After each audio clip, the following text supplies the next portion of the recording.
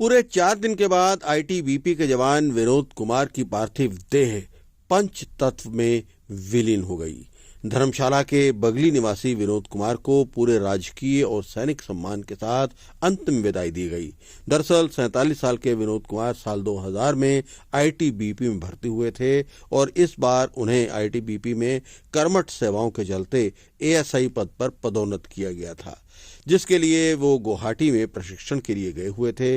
इसी बीच उनकी तबीयत खराब हो गई। बुधवार रात को उनका आकस्मिक निधन हो गया। अपने 24 साल के कैरियर में उन्होंने देश सेवा के लिए जो हौसला और जज्बा दिखाया, उसके लिए उन्हें पूरे मान सम्मान के साथ उनके पैतृक गांव तक पहुंचाया गया और देश सेवा में उनकी कुर्बानी को देखते हुए सैकड़ों की संख्या में बगली पहुंचकर विनोद कुमार को अमर रहे के नारे लगाकर सम्मानजनक विदाई दी गई। जी, ये जो एक्सपायर है विनोद कुमार, ये मेरे जीजा जी थे। आपको क्या पता लगा इसका? मुझे बुधवार को 3 बजे के करीब कॉल आई थी वहाँ से कि उनकी थोड़ी सी तबीयत ख़राब हो रही है। तो उस 3 बजे के करीब कॉल की थी मुझे कि उनकी तबीयत ख़राब हो रही है, उनके हार्ट में थोड़ी सी प्रॉब्लम आ रही है। तो फिर वो हॉस्पिटल ले गए थे, तो मैं उनके टच में था। रात को 11-12 बजे करीब उनको ज़्यादा प्रॉब्लम हो गई थी, तो 12 से 1 बजे बीच वो एक्सपायर हो गए थे। ये बुधवार को एक्सपायर हुए थे रात को, तो ये 4 दिन बाद उनके गांव में पहुंच रहे हैं। परिवार में उनकी वाइफ है और 2 लड़के हैं। बड़ा लड़का उनका चंडीगढ़ में बीटेक कर रहा है और छोटा लड़का भी धर्मशाला कॉलेज में पढ़ रहा है। इस दौरान प्रशासन की ओर से खुद धर्मशाला के एसडीएम संजीव भोट और विधायक सुधीर शर्मा भी मौजूद रहे।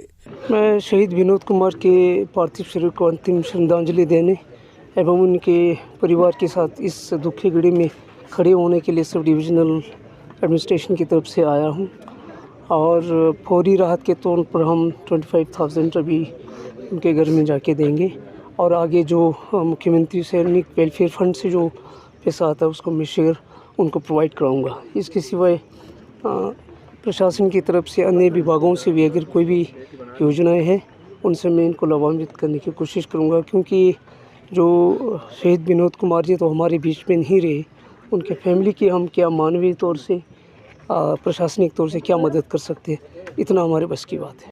देखिए, बड़ी छोटी आयु में श्री विनोद कुमार जो हैं उनकी शहादत हुई है और आज उनका पार्थिव शरीर यहाँ आया। सबने हमने श्रद्धांजलि उनको दी है। बहुत ही छोटी आयु थी और उनके पीछे 2 छोटे पुत्र हैं जिनको वो छोड़ करके गए हैं।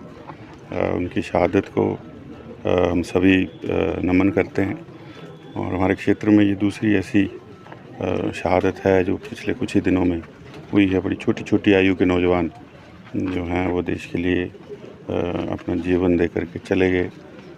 उन सबको, दोनों को श्रद्धांजलि और उनके परिवार को मैं अपनी संवेदनाएं देता हूं। उनके परिजनों ने बात की है कि इनकी स्मृति में जहां घर को रास्ता जाता है वहां पर एक द्वार बनना चाहिए, तो उसका निर्माण भी शीघ्र शुरू करेंगे ताकि उनकी याद जो है वो बनी रहे बीच में और उनके जीवन को देख करके आने वाली पीढ़ियां जो है वो प्रेरणा लें। कांग्रेस नेता देवेंद्र जग्गी भी इस अवसर पर मौजूद रहे। देखिए, विनोद कुमार जी ने जटिल जहाँ पे वेदर था वहाँ पे उनकी शहादत हुई है। देश की सीमाओं की रक्षा करते हुए जटिल परिस्थितियों में देश की सीमाओं की रक्षा कर रहे हमारे विनोद कुमार जी की वहाँ पे शहादत हुई।